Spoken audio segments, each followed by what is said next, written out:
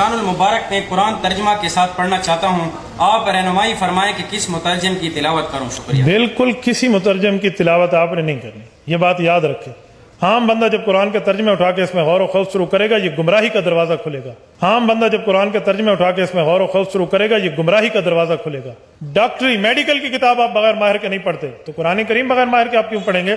ترجمے آپ کے لیے نہیں ہے، یہ طالب علم کے لیے ہیں، یہ انڈر کنسٹرکشن عالم کے لیے ہیں جو ابھی زیر تعمیر ہے۔ ترجمے آپ کے لیے نہیں ہے، یہ طالب علم کے لیے ہیں، یہ انڈر کنسٹرکشن عالم کے لیے ہیں جو ابھی زیر تعمیر ہے۔ اور پھر مجھے نہیں سمجھ آتی کہ یہ پبلک کے اندر انہوں نے کیوں مشہور کر دیا ہے کہ جی قرآن ڈائریکٹ نہیں پڑھنا۔ بھئی قرآن کوئی بھی ڈائریکٹ نہیں پڑھتا، آج تک کسی نے قرآن ڈائریکٹ نہیں پڑھا۔ ایک مسلمان اردو لنگوسٹک والا جب احمد بریلوی صاحب کا ترجمہ پڑھتا ہے تو وہ قرآن ڈائریکٹ کہاں سے پڑھ رہا ہے؟ وہ تو احمد بریلوی صاحب سے قرآن پڑھ رہا ہے۔ اگر کوئی ڈائریکٹ اشرف علی تھانوی صاحب کا ترجمہ پڑھتا ہے تو وہ قرآن ڈائریکٹ کہاں سے پڑھ رہا ہے؟ وہ تو اشرف علی تھانوی صاحب سے قرآن پڑھ رہا ہے۔ اب کیا دنیا میں کوئی بریلوی یہ جرت کرے گا کہ میں اعلیٰ حضرت احمد بریلوی سے بہتر قرآن کا ترجمہ کر سکتا ہوں؟ کوئی زندہ یا مردہ عالم دین جو بریلوی مکتب سے تعلق رکھتا ہو یہ کلیم کر سکتا ہے کہ میں قرآن کو احمد بریلوی سے بہتر ٹرانسلیٹ کر سکتا ہوں؟ نیور۔ یا کوئی دیوبندی زندہ یا مردہ یہ کلیم کرے کہ میں اشرف علی تھانوی صاحب سے بہتر ترجمہ کر سکتا ہوں؟ یا کوئی اہل حدیث کہے کہ میں جونا گڑھی سے بہتر ترجمہ کر سکتا ہوں؟ یا کوئی اہل تشیع میں سے کہ جی میں سید فرمان علی شاہ سے بہتر ترجمہ کر سکتا ہوں؟ تو جب ہم لوگوں کو یہ ریفر کرتے ہیں کہ آپ اپنے اپنے مکاتب فکر کے علماء کے ترجمے پڑھیں تو ہم انہی علماء سے آپ کو پڑھا رہے ہوتے ہیں۔ یہ جو انہوں نے ڈکوسلا مچایا نا کہ ڈائریکٹ نہیں پڑھنا گمراہ ہو جائیں گے، انہیں کہ ہم ڈائریکٹ پڑھ ہی نہیں رہے، ہم تو پڑھ رہے ہیں آپ کے بڑوں سے۔ صحابہ کرام علیہم رضوان میں 1% بھی لوگ نہیں تھے جو لکھنا پڑھنا جانتے تھے۔ صرف یہ تھا کہ قرآن عربی میں تھا، ان کی اپنی زبان عربی میں تھی، نبی علیہ السلام جب قرآن پڑھتے تھے ان پہ اثر ہو جاتا تھا۔ آج اگر قرآن آپ کی نیٹو لینگویج کے اندر ہے، آپ بے شک لکھنا پڑھنا بھی نہ جانتے ہوں، آپ کو پتہ چل جائے گا قرآن میں لکھا کیا ہوا ہے۔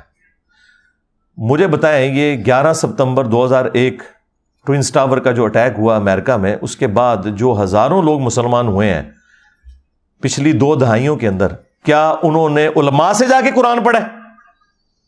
اور ان کی اوقات تو یہ ہے کہ دوسری اذان کے وقت لوگ مسجد میں آ رہے ہوتے ہیں،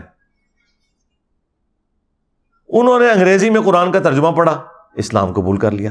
اور پھر ان میں سے کئی لوگ ہیں جنہوں نے باقاعدہ پھر اسلام کے دفاع میں کتابیں لکھی، اور یہاں بڑے بڑے علماء بڑے فخر سے بتاتے ہیں کہ دیکھیں جی یہ فلاں انگریز ہے، اس نے نبی صلی اللہ علیہ وآلہ وسلم کے حق میں یہ کتاب لکھی ہے۔ اب انہی علماء سے پوچھیں کہ بھئی اس کے پاس تو ڈگری نہیں ہے، تم اس کی تعریف کیوں کر رہے ہو؟ وہ کہتے ہیں ڈگری چھوڑیں، بات بڑی اچھی کی ہے، کیونکہ اس کے نام کے ساتھ انجینئر تو نہیں نہ آتا۔ ہاں بس چپ کیتے رہو، انجینئر آئے گا پھر دیکھ لیں گے۔ دیکھیں آپ لوگوں کو میں چھوٹی چھوٹی ایسی چیزیں بتاتا ہوں جس سے آپ کا دماغ کھلے، کہ جب آپ غیر مسلموں کی مثالیں دیتے ہیں کہ فلاں نے نبی علیہ السلام کی شان میں یہ کتاب لکھ دی، فلاں نے یہ لکھ دی، تو یار وہ کوئی ڈگری والے لوگ ہیں؟ نہیں، انہوں نے قرآن بھی اپنی نیٹو لینگویج میں اسٹڈی کیا ہوتا ہے، لیکن چونکہ وہ پوری نیک نیتی کے ساتھ یہ کرتے ہیں، اللہ تعالیٰ انہیں اسلام تک بھی پہنچا دیتا ہے۔ کئی ایسے لوگ بھی ہوتے ہیں اور ان کی ورکنگ آپ کو نظر آتی ہے اور آپ کوٹ کرتے ہیں، ان کے ساتھ کی ورکنگ آپ کے لوگ نہیں کر سکتے۔ اور یہی حال یہاں پر بھی ہے، جن لوگوں کو اللہ تعالیٰ نے قرآن کی خدمت کے لیے اٹھایا، آپ دیکھ لیں سارے کے سارے نان مولوی ہیں، چاہے مولانا مودودی رحمہ اللہ ہوں، ڈاکٹر اسرار صاحب رحمہ اللہ ہوں، احمد دیدار صاحب رحمہ اللہ ہوں، یہ سب کے سب لوگ اس مدرسہ سسٹم کی آؤٹ پٹ نہیں ہے، خدمت اللہ تعالیٰ نے ان سے لی ہے۔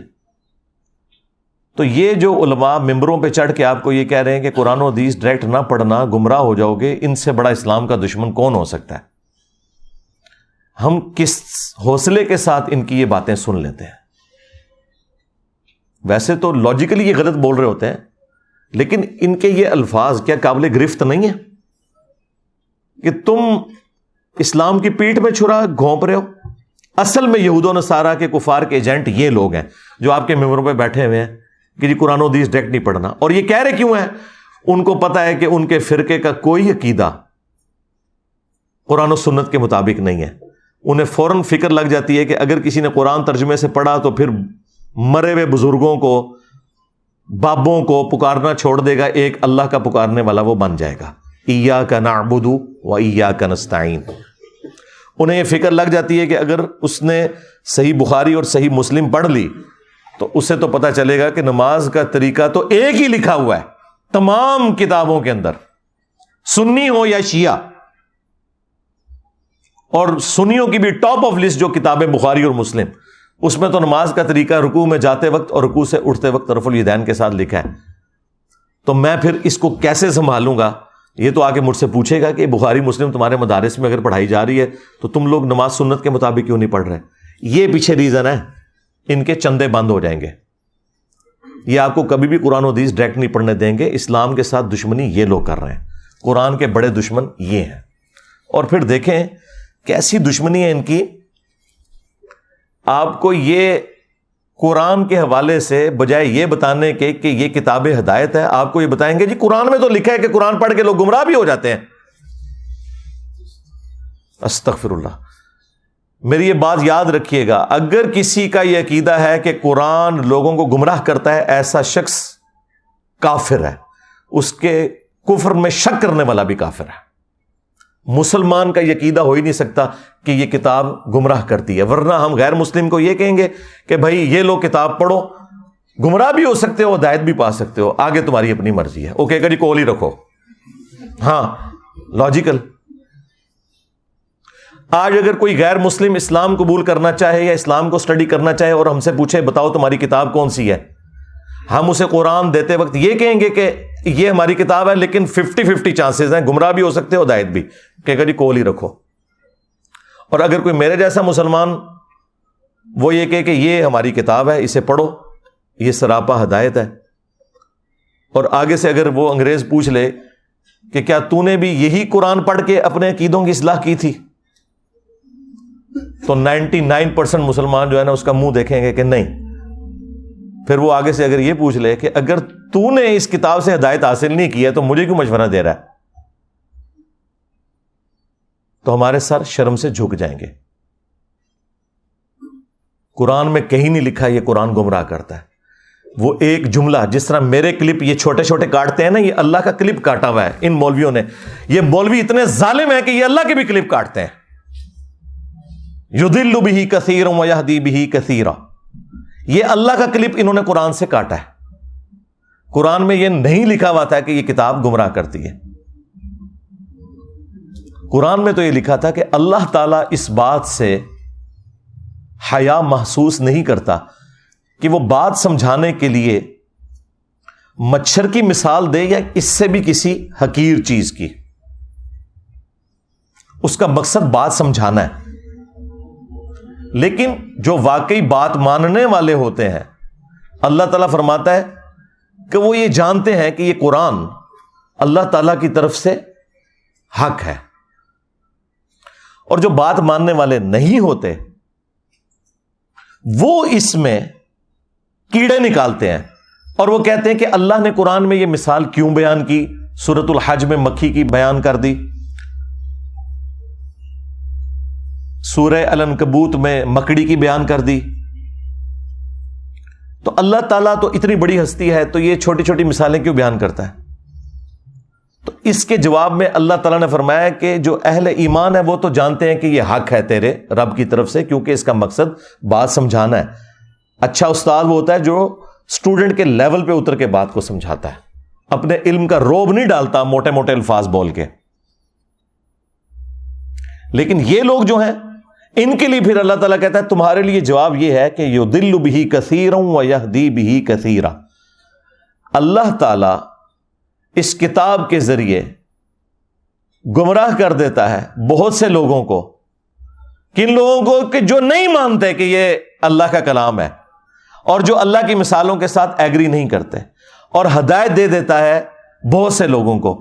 وما یضل بہ الا الفاسقین، اور اس سے گمراہ نہیں ہوتے مگر جو فاسق ہیں، 2 نمبر لوگ جو اترے میں ہیں۔ اس کو مثال سے سمجھیں کہ ایک ہی بارش ہے، وہ اگر گندگی کے ڈھیر پر برسے گی تو وہاں سے تعفن نکلے گا، اور اگر مٹی پہ برسے گی وہاں سے پھول اور پودے نکلیں گے. تو اللہ تعالیٰ فرما رہا ہے کہ جو یہ قرآن کو تانا دیتے ہیں نا کہ قرآن میں چھوٹی چھوٹی مثالیں کیوں آئی ہیں, تو اللہ تعالیٰ نے فرمایا کہ جو اہل ایمان ہے وہ تو جانتے ہیں کہ اللہ بات سمجھانا چاہ رہا ہے, اور تم چونکہ بات نہیں سمجھنا چاہ رہے تو یہ اسی لیے نازل ہوئی ہے تاکہ تم اس میں کیڑے نکالو اور گمراہ ہو جاؤ. یہ بات اللہ تعالیٰ نے تانے کے طور پر, ٹونٹ کے طور پہ کی تھی, نہ کہ یہ بتایا تھا کہ قرآن گمراہ کرتی ہے. اللہ نے کہا کہ جو قرآن کو نہیں ماننا چاہتا وہ گمراہ ہو جائے گا, اور جو قرآن کو ماننا چاہتا ہے وہ ہدایت پا جائے گا, یہ بتایا ہوا تھا. اس کو انہوں نے کہہ دیا قرآن گمراہ کرتا ہے. نعوذ باللہ, یہ تو لکھے نہیں. یضل بہ, اللہ نے اس مثال کے ساتھ بہت سے لوگوں کو گمراہ کر دیا. کن کو گمراہ کر دیا؟ جو لوگ اس مثال کو نہیں ماننا چاہتے, چھوٹی چھوٹی مثالوں کو, اور بہت سے لوگوں کو ہدایت مل گئی. جس طرح قرآن میں کئی جگہ ہے کہ جب قرآن نازل ہوتا ہے تو جو اہل ایمان ہے ان کا ایمان بڑھتا ہے. جب کافر ان سے پوچھتے ہیں کہ یہ آیات نازل ہونے سے کیا ہوا, تو اللہ تعالیٰ فرماتا ہے کہ اہل ایمان تو کہتے ہیں ہمارا ایمان بڑھتا ہے اس سے. یعنی جو بات ماننے والے ہیں ان کا ایمان بڑھے گا. اگر کسی کا ایمان نہیں بڑھ رہا اور وہ کہہ رہا ہے میں اس سے گمراہ ہو رہا ہوں, تو اس کا مطلب یہ ہے کہ وہ تو ایمان والا ہی نہیں, اور یہ زیادہ تر مسلمان ہی کہتے ہیں. تو اپنے ایمان کی فکر کرو. پھر دوسری مثال آپ کو دیتے ہیں سورہ الجمعہ سے. وہ کہتے ہیں کہ جی سورہ الجمعہ میں اللہ تعالیٰ نے فرمایا ہے علماء یہود کی مثال گدھوں کی سی ہے, جس طرح گدھے پر کتابیں لاد دی جائیں. تو یہ کوئی کتابیں سامنے رکھ کے یا کتابیں پڑھ کے کوئی بندہ عالم نہیں بن جاتا. یہ تو اللہ تعالیٰ نے گدھوں کی مثال بیان کی ہے. حالانکہ یہ انہی کو ہی اللہ تعالیٰ نے گدھوں سے مثال دی ہے کہ جو لوگ کتابیں صرف سامنے رکھتے ہیں, پڑھتے نہیں, ان کے شوکیسوں میں سجی ہوئی ہوتی ہیں. کیوں؟ گدھے پہ اگر آپ کتابیں لاد دیں تو گدھا کتاب کا صرف بوجھ اٹھا سکتا ہے, پڑھ نہیں سکتا. تو اللہ نے علماء یہود کو کہا کہ تم نے بھی ان کتابوں کا بوجھ اٹھایا ہوا تھا کئی صدیوں سے, تمہیں پتا تھا کہ اس کتاب کے اندر آخری پیغمبر کی پیش گوئیاں لکھی ہیں, لیکن جب وہ پیغمبر آئے ہیں تم ان کے انکاری ہو گئے ہو. تو تمہاری مثال ان گدھوں کی سی ہے کہ جن پہ کتابیں لدی ہیں, تم نے وہ کتاب پڑھ کر اس پیغمبر کو نہیں پہچانا. کتاب پڑھنے والوں کو تانا نہیں دیا اللہ نے, نہ پڑھنے والوں کو گدھے کا, یعنی آپ کے بھی علماء کو جنہوں نے شوکیسوں میں سجائی ہوئی اور کہتے ہیں قرآن حدیث ڈائریکٹ نہ پڑھنا گمراہ ہو جاؤ گے. یہ مثال تو ان علماء کی بیان ہوئی ہے کہ انہوں نے گدھے کی طرح بوجھ کتابوں کا اٹھایا. آج تک کسی نے بخاری مسلم سے نماز کا طریقہ نہیں اپنی پبلک کو بتایا. تو گدھو تم نے یہ بوجھ ہی اٹھایا ہوا ہے بخاری مسلم کا, اس پہ پڑھ کے عمل نہیں کیا. جس طرح علماء یہود نے نبی صلی اللہ علیہ وآلہ وسلم کی پروفیسیز دیکھ کر ان پر عمل نہیں کیا تھا, الٹا رسول اللہ کے مخالف بن گئے تھے. آج تم بھی اسلام کی پیٹھ میں چھرا گھونپ رہے ہو. یہ مطلب ہے اس کا. جی گدھوں کی مثال آئی ہے, اور گدھوں تمہاری مثال آئی ہوئی ہے. اور یہ گدھے کی مثال بخاری مسلم میں نبی الاسلام نے اپنے امت کے واعظین ان مولویوں کے بارے میں بھی فرمایا کہ میں نے کولو کا, جس طرح گدھا ہوتا ہے نا, جس طرح بیل ہوتا ہے نا, اس طرح گدھا بھی ہوتا تھا اگلے زمانوں میں. اس طرح میں نے جہنم میں ایسے لوگوں کو جو لوگوں کو نیکی کا حکم کا کہتے تھے, خود کو نہیں عمل کرتے تھے, یعنی کہ مولوی طبقہ, علامہ پاڑھنے والا, تو ان کو میں نے انتڑیوں کے گرد, اپنی انتڑیوں کے گرد جہنم میں چکر لگاتے ہوئے دیکھا ہے گدھے کی مانند. تو نبی الاسلام نے انہیں گدھے کی مثال بیان کیا ہے. قرآن نے بھی کیا ہے, نبی الاسلام نے بھی کیا ہے. قرآن نے تو علماء سو کو کتا کہا ہے. سورۃ الاعراف کی آیت نمبر 175 اور 176 میں بلعام بن باعورہ جو ایک یہودی عالم تھا, تفصیل اس کی المستدرک للحاکم میں موجود ہے. اللہ نے علم دیا تھا لیکن پستی میں گر گیا, دنیا کا کتا بن گیا. اچھا وہ چندوں کے چکر میں پڑ گیا. اللہ نے کہا کہ ہم نے اسے علم دیا تھا لیکن وہ دنیا کا طلبگار ہو گیا. اب اس کی مثال کتے کی سی ہے. جس طرح کتا ہر وقت زبان باہر نکالے ہوتا ہے, چاہے اس کے پیٹ میں کچھ ہو یا نہ ہو, اس پہ بوجھ ڈالیں نہ ڈالیں, اس کی رالیں ٹپکتی رہتی ہیں نا, اس طرح اس کی رالیں ٹپکتی ہیں. یہ چندہ بک لے کے پھرتا رہتا ہے آج کے دور میں. قرآن پہ, سنت پہ, انبیاء کرام علیہ السلام کی تعلیمات پر عمل کرنے والوں کو اللہ تعالیٰ نے کبھی بھی قرآن میں برا نہیں کہا. ہمیشہ ان کو کہا کہ جو نام لے کر اس پہ عمل نہیں کر رہے, یعنی علماء سو,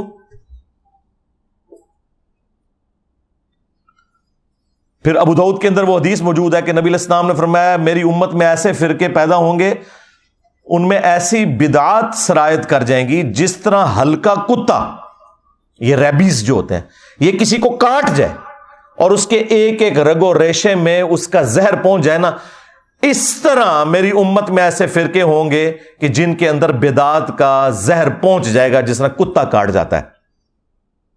اب میں آپ سے پوچھوں گا یہ کون سا کتا ہے جو کاٹ جائے تو آپ کے جسم کے اندر مذہب کے پوائنٹ آف ویو سے نیگیٹو چیزیں انجیکٹ ہو جاتی ہیں؟ ظاہر ہے کسی کرکٹر، فٹ بالر، اسکواش کے پلیئر کے کاٹنے سے تو ایسا نہیں ہوگا، مولوی کے کاٹنے سے ہی ہوگا نا، کیونکہ دین کا کسٹوڈین اور دین سکھانے والا کون ہے؟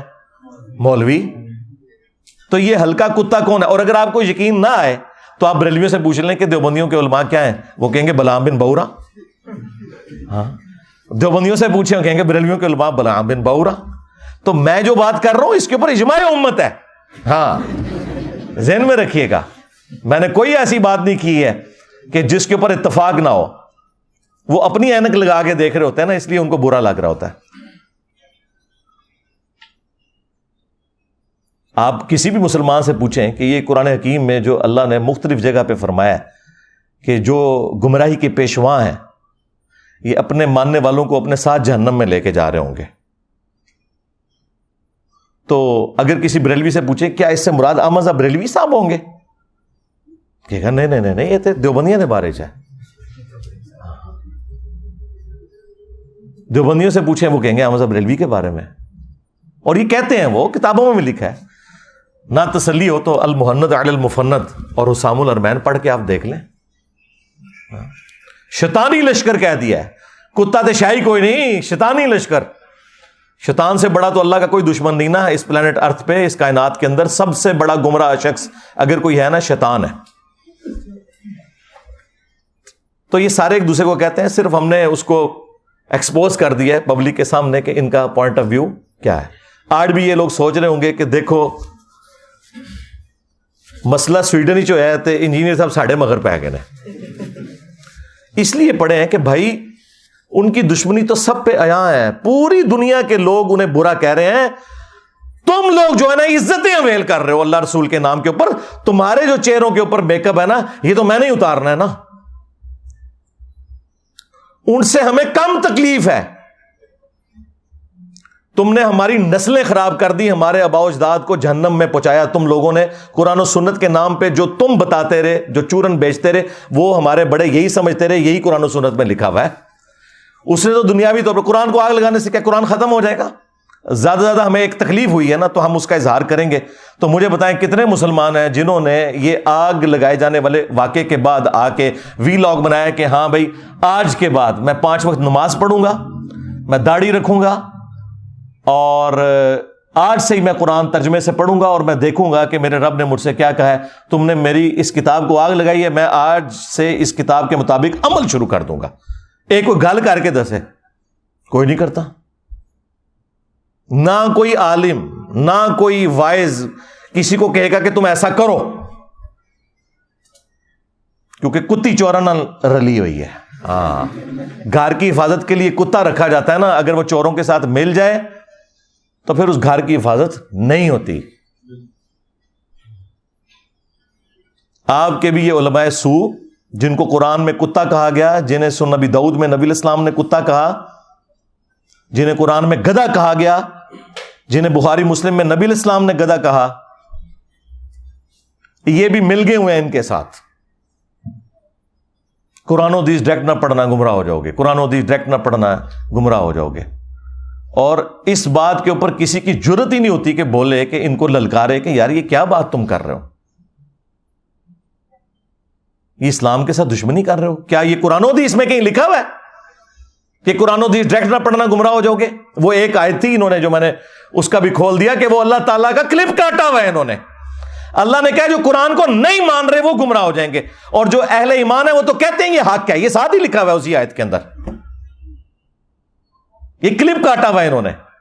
پرانی عادتاں نے نا جی، پوتڑیاں دے بگڑے نے، انجینئر صاحب سے کلپ نہیں کاٹ رہے، انہوں نے اللہ دے بھی کلپ کٹے ہوئے نے۔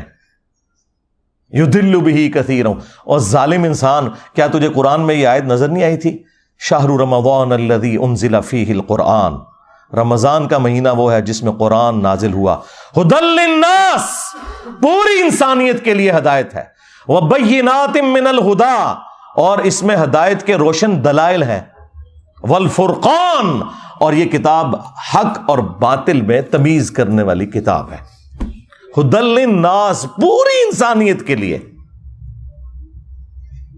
مسلمان ہو یا کافر ہو۔ اور صحیح بخاری میں ہے محمد فرق بین الناس، محمد فرق ہے لوگوں میں حق اور باطل کے اندر۔ تو دیکھ لیں، نہ انہوں نے قرآن کو پکڑا ہے، نہ محمد صلی اللہ علیہ وآلہ وسلم کی تعلیمات کو پکڑا ہے۔ اور اگر کوئی پوچھیں تو کہنا جی پیچھے اللہ رسول ہی ہے۔ ہاں، اللہ رسول پیچھے رکھنے واسطے نہیں ہے، اگے رکھنے واسطے ہے، پیچھے اللہ ہی رسول ہے۔ عزتیں اویل کی ہیں تم نے اللہ اور اس کے رسول کے نام کے اوپر، عز وجل و صلی اللہ علیہ وآلہ وسلم۔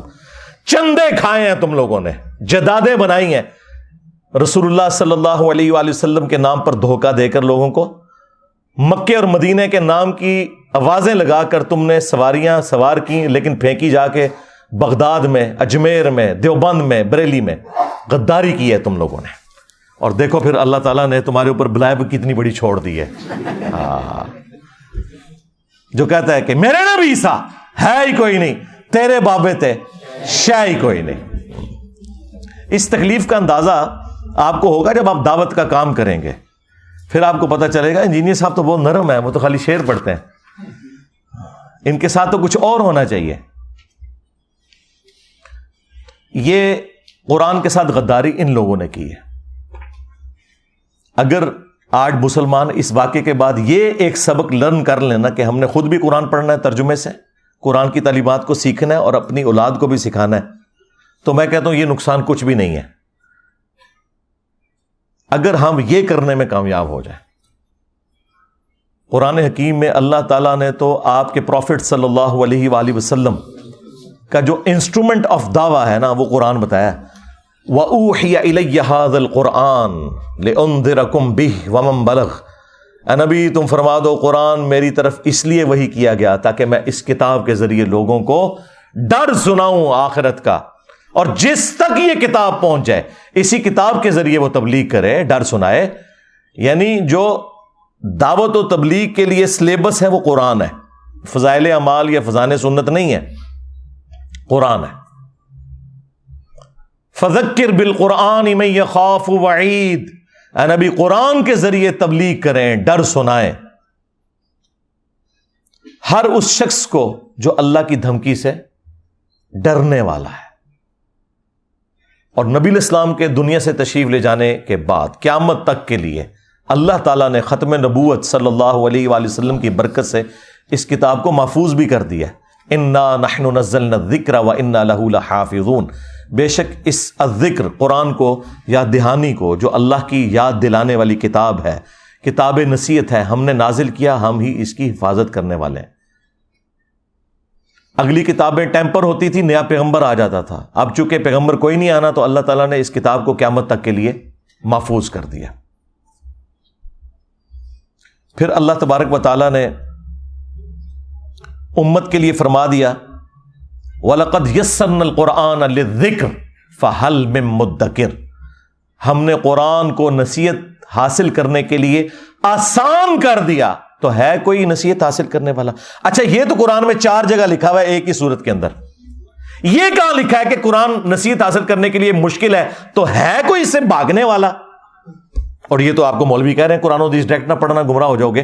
ان ظالموں سے پوچھو کہ ہمارا عقیدہ تو قرآن میں ایک سورت میں 4 دفعہ اللہ تعالیٰ نے بیان کیا ہے، وَلَقَدْ يَسَّرْنَا الْقُرْآنَ لِلذِّكْرِ فَهَلْ مِن مُدَّكِرٍ، ہم نے قرآن کو نصیحت حاصل کرنے کے لیے آسان کر دیا، ہے کوئی نصیحت حاصل کرنے والا؟ تم بتاؤ یہ قرآن میں کہاں لکھا ہے کہ قرآن ڈائریکٹ نہ پڑھنا گمراہ ہو جاؤ گے؟ وہ میں نے بتایا انہوں نے اللہ کا کلپ کاٹا تھا، اس کو بھی میں نے آج ایکسپلین کر دیا۔ تو تمہارا تو کوئی عقیدہ، کوئی دعویٰ قرآن میں لکھے نہیں، اس کے الٹ باتیں لکھی ہوئی ہیں۔ اتنا ظلم کیا تم نے اس کتاب کے ساتھ، تو تمہارا حشر وہی ہونا ہے جو قرآن میں لکھا ہے۔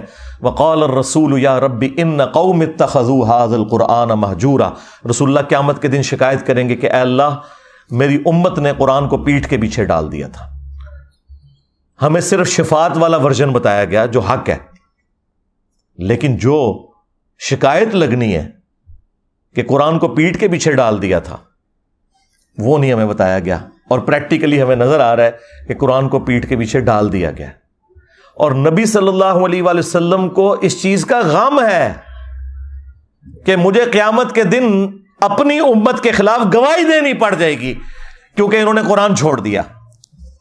صحیح بخاری اور صحیح مسلم دونوں میں یہ حدیث موجود ہے۔ عبداللہ ابن مسعود رضی اللہ تعالیٰ عنہ کہتے ہیں کہ ایک دن نبی صلی اللہ علیہ وآلہ وسلم ممبر پر بیٹھے ہوئے تھے، تو آپ نے مجھے آواز دی کہ عبداللہ ہمارے قریب آؤ اور ہمیں قرآن سناؤ۔ تو کہتے ہیں میں نے کہا یا رسول اللہ قرآن تو آپ پہ نازل ہوا ہے، میں آپ کو قرآن سناؤں؟ تو آپ نے فرمایا کہ مجھے لوگوں سے سن کر لطف محسوس ہوتا ہے۔ تو عبداللہ ابن مسعود رضی اللہ تعالیٰ عنہ کہتے ہیں کہ میں نے نبی صلی اللہ علیہ وآلہ وسلم کے حکم پر سورۃ النساء کی تلاوت کرنا شروع کی، اور میں جب آیت نمبر 41 پہ پہنچا، آپ اندازہ کریں نبی صلی اللہ علیہ وآلہ وسلم نے آلموسٹ یہ 6 رکوع ہیں جو تلاوت سنی ہے، تو 41 نمبر آیت پہ جب میں پہنچا فَكَيْفَ إِذَا جِئْنَا مِن كُلِّ أُمَّةٍ بِشَهِيدٍ، تو وہ کیا وقت ہوگا کہ جب ہم ہر امت میں سے ایک گواہ کو یعنی وقت کے پیغمبر کو اٹھائیں گے، کس لیے؟ تاکہ وہ اہل ایمان کے حق میں گواہی دے اور جو ان کے مخالفین تھے ان کے خلاف گواہی دے۔ وَجِئْنَا بِكَ عَلَىٰ هَٰؤُلَاءِ شَهِيدًا، اور اے نبی ہم تمہیں گواہ اٹھائیں گے ان کے اوپر، ان مشرکین عرب کے اوپر جنہوں نے آپ کی مخالفت کی، ان کے خلاف گواہی دینے کے لیے آپ کو جب اٹھائیں گے۔ یہ آیت سورہ النساء کی آیت نمبر 41 جب پڑھی حضرت عبداللہ ابن مسعود رضی اللہ تعالیٰ عنہ نے، تو بخاری مسلم کے الفاظ ہیں کہ نبی علیہ السلام نے کہا کہ عبداللہ بس کرو، عبداللہ بس کرو۔ وہ کہتے ہیں میں نے جب نگاہ اٹھا کے دیکھا تو نبی علیہ السلام کی مبارک آنکھوں سے آنسو روا تھے، آپ کی داڑھی تر ہو چکی تھی اس غم سے کہ مجھے اپنی امت کے خلاف، اپنی قوم کے خلاف قیامت کے دن گواہی دینی ہے قرآن چھوڑنے کے سبب۔ وقال الرسول یا رب ان قوم اتخذوا ھذا القرآن مہجورا، اور رسول اللہ شکایت کریں گے کہ میری قوم نے قرآن کو پیٹھ کے پیچھے ڈال دیا تھا۔ اچھا دیکھیں، ہم لوگ یہ کہتے ہیں یا اللہ جو کچھ بھی ہیں تیرے محبوب کی امت سے ہیں، اور محبوب نہ رو رہے ہیں ہماری وجہ سے۔ ہم تو اس امید میں ہیں نا کہ نبی علیہ السلام نے ہمیں بچانا ہے، اور نبی علیہ السلام اس بات پر رو رہے ہیں کہ مجھے اپنی امت کے خلاف گواہی دینی ہے۔ یہ تو چیز ہی کچھ اور نکل آئی۔ کتنی حیران کن بات ہے۔ یعنی اس کا مطلب ہے عقل نہ ہوئے تھے موجیں ہی موجاں، عقل ہوئے تھے سوچیں ہی سوچاں۔ نبی علیہ السلام کو چونکہ پتا تھا کہ آخرت کا معاملہ کتنا سخت ہے، آپ تو رو رہے ہیں کہ یہ تو رگڑے جائیں گے، اللہ تعالیٰ نے جب اٹھانا ہے تو اللہ کا تو کوئی رشتہ دار نہیں ہے، اور مجھے اللہ نے جب گواہی کے لیے، تو نبی علیہ السلام نے تو جھوٹ نہیں بولنا، بتا دینا ہے کہ امت نے کیا کیا ہے، اور امت کہہ رہی ہے جو کچھ بھی ہے تیرے محبوب کی امت سے ہیں۔ تو محبوب سے بھی پوچھ لو انہوں نے آپ کے ساتھ کیا کرنا ہے۔ بخاری مسلم دونوں میں حدیث ہے، نبی علیہ السلام نے فرمایا کہ دیکھنا کہیں ایسا نہ ہو کہ قیامت کے دن کوئی شخص اپنی گردن پہ اپنا اونٹ اٹھائے ہوئے ہو اور وہ چیخ رہا ہو اغثنی یا رسول اللہ، یا رسول اللہ میری مدد کیجئے، میں تمہارے کچھ کام نہیں آؤں گا، میں نے دنیا میں تمہیں بتا دیا تھا اگر تم نے اونٹ کی زکوٰۃ نہیں ادا کی، اللہ کا حق ادا نہیں کیا، تو یہ اونٹ تمہاری گردن پہ سوار ہوگا جب تم قیامت کے دن مجھے پکارو گے نا اغثنی یا رسول اللہ۔ اور یہ میں آپ کو بتاؤں، یہ بریلویوں نے باقاعدہ بیج بنایا ہوا تھا، یہ میں نے میٹرک میں یہاں لگایا ہوتا تھا اغثنی یا رسول اللہ، اور یہ پتہ ہی نہیں تھا کہ اغثنی یا رسول اللہ کا جواب آگے سے کیا آنا ہے۔ پھر آپ نے ایک ایک چیز کا ذکر کیا کہ کسی کے گردن کے اوپر گائے سوار ہو، کسی کی گردن کے اوپر بکری سوار ہو، اور اس نے اس کا حق نہیں دیا۔ اور یہ تو بات ہو رہی ہے صرف زکوٰۃ کی، نماز تو چھڈ ہی دو سرکار، جنہیں نماز نہیں پڑھی ہوئی وہ تو ویسے ہی فارغ ہے۔ اور ہم نبی صلی اللہ علیہ وآلہ وسلم کے اوپر امید لگا کے بیٹھے ہوئے ہیں، آپ نے تو شکایت کرنی ہے۔ بخاری اور مسلم دونوں میں حدیث موجود ہے، بخاری میں موقوفاً ہے، صحیح مسلم میں تفصیل کے ساتھ ہے کہ نبی علیہ السلام جب بھی خطبہ دیتے آپ کی آنکھیں سرخ ہو جاتی، آواز بلند ہو جاتی، غصے میں اضافہ ہو جاتا جیسے کوئی جرنیل اپنی فوج کو تیار کر رہا ہے، اور آپ ہر تقریر سے پہلے کہتے اما بعد فَإِنَّ خَيْرَ الْحَدِيثِ كِتَابُ اللَّهِ، آگاہ ہو جاؤ حمد و صلات کے بعد کہ سب سے بہترین کلام اللہ کی کتاب ہے. وَخَيْرُ الْهَدِي هَدْيُ مُحَمَّدٍ صلی اللہ علیہ وآلہ وسلم، اور سب سے ہدایت یافتہ راستہ محمد صلی اللہ علیہ وآلہ وسلم کا ہے. وَشَرُّ الْأُمُورِ مُحْدَثَاتُهَا، اور بدترین کام وہ ہیں جو خود سے دین میں داخل کر دیے جائیں. اور اس طرح کے تمام کام بدعتیں ہیں، تمام بدعتیں گمراہیاں ہیں، اور تمام گمراہیاں جہنم میں لے جانے والی ہیں. تو نبی علیہ السلام کی تقریر کا آغاز ہی یہ ہوتا تھا کہ سب سے بہترین کلام اللہ کی کتاب ہے. اس کے ساتھ اپنے آپ کو آپ نے جوڑنا ہے. بخاری اور مسلم دونوں میں حدیث ہے کہ اللہ تعالیٰ نے ہر نبی کو کوئی نہ کوئی معجزہ دیا تھا جس کی وجہ سے لوگ اس پر ایمان لاتے تھے. مجھے اللہ تعالیٰ نے وحی کا معجزہ دیا ہے، یعنی قرآن. میں اللہ سے امید کرتا ہوں کہ قیامت کے دن سب سے زیادہ متبعین میری امت سے ہوں گے. کس وجہ سے؟ کہ میرا معجزہ سب سے بڑا ہے، یعنی قرآن کا معجزہ. اور وہ حدیث ہے بخاری و مسلم دونوں کے اندر کہ جنتیوں کا نصف، آدھے جنتی جو ہیں وہ امت محمدیہ صلی اللہ علیہ وآلہ وسلم سے ہوں گے اس قرآن کے معجزے کی وجہ سے. پھر صحیح مسلم کے اندر حدیث ہے، نبی صلی اللہ علیہ وآلہ وسلم نے فرمایا کہ بے شک اللہ تعالیٰ اس کتاب کی وجہ سے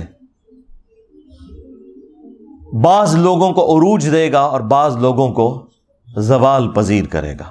وہی ڈاکٹر اقبال نے جو اسے ٹرانسلیٹ کیا جواب شکوہ میں، وہ زمانے میں معزز تھے مسلمان ہو کر اور تم خوار ہوئے تارک قرآن ہو کر. یعنی صحابہ کرام کو جو اللہ تعالیٰ نے دنیا کا امام بنایا تو قرآن کی پیروی کی وجہ سے، اور تمہاری خواری کا سبب قرآن کو چھوڑنا ہے. تو یہ صحیح مسلم کی حدیث کا ترجمہ ہے کہ اس کتاب کی وجہ سے اللہ تعالیٰ بعض لوگوں کو عروج دے گا اور بعض کو ذلیل کرے گا. یعنی جو اسے چھوڑ دیں گے وہ ذلیل ہوں گے. صحیح مسلم میں یہ حدیث موجود ہے، القرآن حجت لک او علیک، قرآن قیامت کے دن یا تو تیرے حق میں حجت ہوگا یا تیرے خلاف حجت ہو جائے گا. اب مجھے بتائیں کس کے حق میں قرآن حجت ہوگا؟ جو قرآن کو پڑھ کے اس پہ عمل کرے گا. اور کس کے خلاف قرآن حجت ہوگا؟ جو قرآن کے خلاف چلے گا. وہ قرآن کیسے حجت بن جائے گا؟ بھئی قرآن میں جب لکھا ہوا ہے کہ سود حرام ہے اور ایک بندہ پوری زندگی سود کھاتا رہا تو قرآن ہی اس کے خلاف گواہی دے دے گا کہ میں نے تو اسے حرام قرار دیا تھا اور اس نے حلال بنا لیا. تو قرآن یا تو تمہارے حق میں حجت ہوگا یا تمہارے خلاف. یہ بالکل واضح حدیث موجود ہے. اور پھر جو صحیح مسلم کی اوپر تلے 4 احادیث 6225 سے لے کر 6228 تک غدیر خم کی حدیث، وہ تو میں کہتا ہوں اس پلانٹ ارتھ پہ اس سے زیادہ تعریفی کلمات کسی بھی حدیث کے اندر موجود نہیں ہیں قرآن کے حق میں جو غدیر خم کی حدیث ہے. اور وہ نبی علیہ السلام نے اپنی وفات سے آلموسٹ 1.5 مہینے پہلے وہ خطبہ دیا ہے. حجۃ الوداع سے آپ واپس آ رہے تھے، خم نامی گاؤں میں پانی کے لیے پڑاؤ کیا. وہاں پہ نبی صلی اللہ علیہ وآلہ وسلم کے لیے اونٹ کے پالان کا ممبر لگایا گیا. آپ اس پر چڑھے اور آپ کی گفتگو ہی کنکلوڈنگ ہے، اے لوگو آگاہ ہو جاؤ، میں بھی ایک انسان ہوں، قریب ہے کہ اللہ کا قاصد یعنی موت کا فرشتہ میرے پاس آئے اور میں اس کی دعوت قبول کر لوں. میں اپنے بعد تم میں 2 بھاری چیزیں چھوڑ کے جا رہا ہوں. ان میں سے پہلی چیز اللہ کی کتاب ہے، اس میں ہدایت ہے، اس میں نور ہے. تم اللہ کی کتاب کو پکڑو. اللہ کی کتاب اللہ کی رسی ہے، جو اسے پکڑے گا وہ ہدایت پر ہوگا، جو چھوڑ دے گا گمراہ ہو جائے گا. یہ آپ ذرا جملے 7-8 گنے نا، اتنے تعریفی کلمات کسی بھی صحیح حدیث کے اندر قرآن کے لیے نہیں آئے. اور پھر زید بن ارقم کہتے ہیں کہ نبی علیہ السلام ہمیں ترغیب دلاتے رہے، اللہ کی کتاب، اللہ کی کتاب، اللہ کی کتاب کو میرے بعد پکڑ لینا. اور فرمایا دوسری بھاری چیز میرے اہل البیت ہیں، میں اپنے اہل البیت کے معاملے میں تمہیں اللہ کا خوف دلاتا ہوں، میرے بعد ان کے ساتھ حسن سلوک کرنا. یہ آپ نے 3 دفعہ جملے کو ریپیٹ کیا. میں اپنے اہل البیت کے معاملے میں تمہیں اللہ کا خوف دلاتا ہوں، میں اپنے اہل البیت کے معاملے میں تمہیں اللہ کا خوف دلاتا ہوں. امت بالکل الٹ چلی ہے، نہ قرآن کو پکڑا ہے ہدایت کے لیے اور نہ اہل بیت کو زندہ چھوڑا ہے. حالانکہ قرآن کو پکڑنا تھا اور اہل بیت کے ساتھ اس نے سلوک کرنا تھا. اور اس میں واضح الفاظ آئے قرآن اللہ کی رسی ہے. وہ جو قرآن میں ہے نا وَاعْتَصِمُوا بِحَبْلِ اللَّهِ جَمِيعًا وَلَا تَفَرَّقُوا، تم سب کے سب مل کر اللہ کی رسی کو مضبوطی سے پکڑ لو اور فرقوں میں مت بٹو. ہر کوئی اپنی تشریح کرتا تھا رسی کی. قرآن کی اس آیت کی تشریح نبی علیہ السلام نے خود کی ہے کہ یہ قرآن کے بارے میں ہے کہ یہ اللہ کی رسی ہے، کامن بانڈ مسلمانوں میں.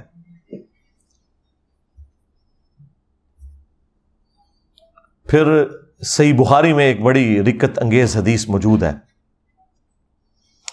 نبی صلی اللہ علیہ وآلہ وسلم کی وفات کے بعد جب سیدنا ابوبکر صدیق رضی اللہ تعالیٰ عنہ کو خلیفہ بنایا گیا تو ان کی خلافت کے دوسرے دن جب وہ خطبہ دینے کے لیے مسجد نبوی میں آئے تو ان سے پہلے سیدنا عمر ممبر پر چڑھے اور انہوں نے مختصر سا ایک خطبہ دیا. وہ صحیح بخاری کے اندر موجود ہے. ظاہر ہے کہ مسلمان غمگین تھے، تکلیف کی حالت میں تھے، ان کی دل جوئی کرنی تھی.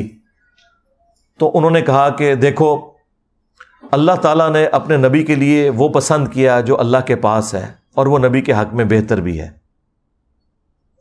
یعنی آخرت، اللہ کا قرب، جنت. اور تمہیں اللہ تعالیٰ نے نبی صلی اللہ علیہ وآلہ وسلم کے بعد یہ کتاب دی ہے. یہ وہ کتاب ہے جس کے ذریعے اللہ نے اپنے نبی کو ہدایت دی، یعنی ہدایت سے مراد ہدایت کاملہ. ڈیٹم لیول کی ہدایت تو پیغمبر پیدائش سے لے کے وفات تک اللہ تعالیٰ کی حفاظت میں ہوتے ہیں، لیکن اعلیٰ درجے کی ہدایت جو قرآن میں ہے نا وَوَجَدَكَ ضَالًّا فَهَدَىٰ، اے نبی ہم نے آپ کو اپنی محبت میں خود رفتہ پایا تو ہدایت کے اعلیٰ ترین درجے پر پہنچا دیا. پھر سیدنا عمر نے کہا کہ تمہارے نبی کو اس کے ذریعے ہدایت ملی اور ان کے جانے کے بعد اب تم اس کتاب کو مضبوطی سے پکڑ لو تو تم ہدایت پر رہو گے کہ جس کے ذریعے اللہ نے تمہارے نبی کو ہدایت دی تھی. پھر جملہ انہوں نے اپنا ریپیٹ کیا. یہ بخاری کی جو حدیث ہے میں نے آج تک نہ کسی کتاب میں پڑھی نہ کسی عالم کے واعظ میں سنی، اور میں بارہا اس حدیث کو بیان کر چکا ہوں اس لیے تاکہ آپ کو صحابہ کرام کا عقیدہ پتہ چلے کہ وہ بھی نبی علیہ السلام کے بعد وصی رسول قرآن کو مانتے تھے. جو بخاری مسلم دونوں میں حدیث ہے کہ عبداللہ ابن ابی اوفا سے کسی نے پوچھا کیا نبی صلی اللہ علیہ وآلہ وسلم نے اپنے بعد کسی کے لیے وصیت کی تھی، کسی کو وصی بنایا تھا؟ تو انہوں نے کہا کہ ہمیں تو نبی علیہ السلام نے قرآن کے مطابق چلتے رہنے کی وصیت کی تھی، یہی وصی ہے. اور یہ جو حضرت عمر کا خطبہ ہے یہ کلاس کا خطبہ ہے کہ نبی علیہ السلام تو اللہ کی جنتوں میں پہنچ کے اپنے بعد وہ تمہارے لیے وہ کتاب چھوڑ کے گئے ہیں کہ جس کے ذریعے اللہ تعالیٰ نے تمہارے نبی کو بھی ہدایت دی تھی اور تمہیں بھی اسی کتاب کو پکڑ کر ہدایت ملنی ہے. میرا خیال ہے شاید اس لیے یہ بیان نہیں کرتے تھے کہ اس میں گستاخی ہو جاتی ہے، کیونکہ ہر جگہ کوئی نہ کوئی گستاخی نکل آتی ہے نا. اس میں تو واقعی گستاخی ہو جانی ہے کہ یہ تو لکھا ہوا ہے کہ نبی کو ہدایت ملی ہے، تو مانتے ہی نہیں ہے کہ نبی کو کسی نے ہدایت بھی دی ہے. یہ تو آلموسٹ منی گاڈ ہی سمجھتے ہیں نا پروفٹ کے بارے میں عقیدہ رکھا ہوا ہے. تو وہ پھر ان کو ایک دم مصیبت پڑ جانی تھی کہ یہ ہم کیا بات کریں گے کہ نبی کو ہدایت دی اللہ تعالیٰ نے قرآن کے ذریعے. ہم تو کہتے ہیں قرآن ڈائریکٹ پڑھو گے تو گمراہ ہو جاؤ گے، یہ تو مردے بخشوانے کے لیے. تو اس کی تشریح ہم نے کر دی ہے کہ اس ہدایت سے مراد اعلیٰ درجے کی ہدایت ہے جو قرآن میں ہے وَوَجَدَكَ ضَالًّا فَهَدَىٰ، اے نبی ہم نے آپ کو اپنی محبت میں خود رفتہ پایا تو ہدایت کے اعلیٰ ترین درجے پر پہنچا دیا. یہاں پہ ضال کا ترجمہ گمراہی نہیں ہے. ضال کے دو معنی ہوتے ہیں، ایک گمراہی اور ایک معنی ہوتا ہے کسی کی محبت میں ڈوب جانا.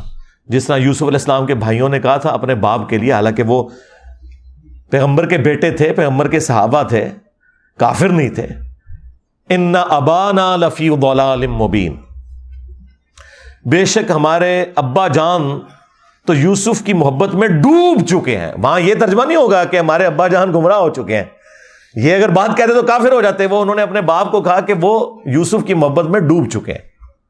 قرآن میں واضح ہے ما ضل صاحبکم وما غوا، تمہارے نبی نہ کبھی گمراہ ہوئے ہیں اور نہ کبھی غلط راستے پر چلیں. یہی تو ہم کہہ رہے ہیں کہ اپنا امام اس کو بناؤ کہ جو نہ کبھی گمراہ ہوا نہ کبھی بے راہ چلا. یہ گارنٹی صرف اس شخص کے لیے جس کی قبر مدینے میں ہے صلی اللہ علیہ وآلہ وسلم.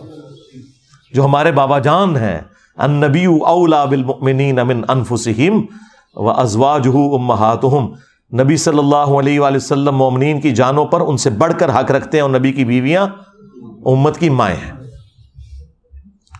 تو اپنا تعلق رسول اللہ صلی اللہ علیہ وآلہ وسلم کے ساتھ مضبوط کرنا ہے اس کتاب کے ذریعے جو نبی علیہ السلام نے اپنے بعد امت کے لیے چھوڑی ہے. میرا خیال ہے یہ جو سویڈن والا واقعہ ہے, اس سے پوری دنیا کے مسلمانوں کو ایک عبرت تو سب کو پکڑنی چاہیے کہ وہ نیت کریں کہ ہم آج ہی قرآن ترجمے سے شروع کریں گے, اور بھلے جس کا مرضی ترجمہ شروع کر لیں, کوئی فرق نہیں پڑتا. اور انشاءاللہ تعالی ہم نہ صرف قرآن کو ترجمے سے پڑھیں گے بلکہ اپنی زندگی میں روٹین بنائیں گے قرآن کو کم از کم 1 رکوع روزانہ پڑھنے کی, اور انشاءاللہ پھر اس کے مطابق عمل بھی کریں گے. اور یوں ہم اپنا پروٹیسٹ ریکارڈ کروائیں گے اسلام کے دشمنوں کے خلاف کہ تم نے قرآن کو آگ لگائی تھی, تو دیکھو ہم قرآن کو پڑھیں گے اور اس کے مطابق عمل کریں گے. یہ ہمارا پریکٹیکل جواب ہوگا. باقی جو گورنمنٹ لیول کے اوپر جواب دینے ہیں وہ تو آپ کا کام بھی نہیں ہے نا, وہ تو OIC کا کام ہے, فارن منسٹری کا کام ہے, وہ اپنی جگہ کریں گے. آپ کے کرنے کا کام یہ ہے کہ آپ نے اب جو یہود و نصارہ کے اندر اسلام دشمن ہے, اور جو مسلمانوں کے ممبروں پر جمعے والے دن یہود و نصارہ کے ایجنٹ چڑھے ہوئے اور یہ کہہ رہے ہیں قرآن و حدیث ڈائریکٹ نہیں پڑھنا گمراہ ہو جاؤ گے, ان دونوں کے ساتھ آپ کی جنگ ہے. آپ کو دونوں محاذوں کے اوپر لڑنا ہے یہ انشاءاللہ تعالی, اور قرآن کے مطابق اپنی زندگی گزارنی ہے انشاءاللہ تعالی, تاکہ قیامت والے دن بجائے رسول اللہ صلی اللہ علیہ وآلہ وسلم کی شکایت ہو ہمارے خلاف, نبی صلی اللہ علیہ وآلہ وسلم ہمارے حق میں گواہی دیں, اور قرآن ہمارے حق میں گواہی دے کہ انہوں نے قرآن کے مطابق عمل کیا تھا. کتنی رکت انگیز حدیث ہے وہ بخاری مسلم کی حدیث شفاعت, جس میں نبی علیہ السلام شفاعت کریں گے اور آپ اللہ تعالیٰ سے اجازت طلب کریں گے, اللہ تعالیٰ آپ کے لیے تعداد مقرر کرے گا. بخاری مسلم میں آتا ہے کہ جب میں آخری دفعہ جہنم کی طرف جاؤں گا اپنے امتیوں کو جہنم سے نکالنے کے لیے اللہ تعالیٰ کے اذن سے, تو داروغ جہنم سیدنا مالک علیہ السلام کہیں گے کہ یا رسول اللہ, اب آپ کا کوئی امتی بھی جہنم میں نہیں ہے سوائے اس شخص کے کہ جسے قرآن نے روک رکھا ہے, اور وہ کبھی بھی اب جنت میں نہیں جا سکے گا جسے قرآن نے روک لیا. یعنی قرآن نے اگر روک لیا کسی کو جنت میں جانے سے تو نبی علیہ السلام اس کی شفاعت نہیں کر سکتے. اور قرآن نے کسے روکا ہے؟ انہ من یشرک باللہ فقد حرم اللہ علیہ الجنہ ومأواہ النار وما للظالمین من انصار. بے شک جس نے اللہ کے ساتھ شرک کیا اللہ نے اس پہ جنت حرام کر دی ہے, اس کا ٹھکانہ جہنم ہے, اور وہاں اس کا کوئی مددگار نہیں ہوگا. حتیٰ کہ سید الاولین والآخرین, شفیع المذنبین, رحمت للعالمین, خاتم النبیین, سیدنا و مولانا امام اعظم محمد رسول اللہ صلی اللہ علیہ وآلہ وسلم بھی اس کے کچھ کام نہیں آئیں گے. بخاری مسلم دونوں میں حدیث ہے, اللہ تعالیٰ نے ہر نبی کو ایک مقبول دعا دی تھی جو اس نے دنیا ہی میں کر لی. اسی دعا کی وجہ سے قوم نوح بھی برباد ہوئی, حضرت نوح علیہ السلام نے دنیا میں وہ دعا کر لی. میں نے اپنی دعا سنبھال کے رکھی ہے قیامت کے دن کے لیے, اور میری اس دعا سے میرے ہر امتی کو نفع پہنچے گا سوائے اس شخص کے کہ جس نے دنیا میں کسی قسم کا شرک کیا ہوا. شرک is the most sensitive issue in the sight of Allah. ایک تو آپ کو بڑا شرک نظر آتا ہے نا, ایاک نعبد و ایاک نستعین کے حوالے سے, کہ کوئی شخص عبادت میں, سجدے میں, نظر نیاز میں, قربانی میں, دعا میں اللہ کے سوا کسی اور ہستی کو شریک کر دے. وہ اللہ کا پروٹوکول ہے کہ اللہ ہی سے مانگنا ہے. اور ایک وہ شرک جو آپ کی نظروں سے اوجھل ہے لیکن اللہ تعالیٰ نے اسے شرک کی بیان کیا ہے, وَأَقِيمُوا الصَّلَاةَ وَلَا تَكُونُوا مِنَ الْمُشْرِكِينَ. دیکھنا نماز کو قائم کرنا اور مشرک نہ ہو جانا. یعنی مسلمان تو ایسا ہو ہی نہیں سکتا جو نماز چھوڑ دے. اس کی طرف کس کی توجہ ہے؟ کیا یہ قرآن کی گستاخی نہیں ہو رہی ہے کہ قرآن تو کہہ رہا ہے کہ نماز نہ پڑھنے والا مشرک ہے, اور بے نمازی جو ہے قرآن جلنے کے اوپر سیکھ پا ہوا ہے. تو نے تو پریکٹیکلی قرآن کو جلا دیا ہوا ہے نمازیں چھوڑ کر, قرآن کی تعلیمات چھوڑ کر. پھر صحیح مسلم کی حدیث کہ بندے کے کفر اور ایمان، شرک اور اسلام کے درمیان فرق نماز ہے. پھر صحیح مسلم میں حدیث عبداللہ ابن مسعود کہتے ہیں کہ نبی علیہ السلام کے مبارک زمانے میں اگر کوئی شخص بیمار بھی ہوتا تھا نا اور 2 بندوں کے سہارے وہ مسجد میں آ سکتا تھا تو وہ مسجد میں آ کے نماز پڑھتا تھا، کہیں اسے منافق شمار نہ کر لیا جائے. اور صحابہ کرام کو کیا پتا تھا کہ پاکستان میں کروڑوں لوگ شناختی کارڈ میں مسلمان ہیں، نماز ایک بھی نہ پڑھ کر. یہ تو بڑا آسان اسلام ہے، لیکن اس اسلام نے آپ کو کوئی فائدہ نہیں دینا.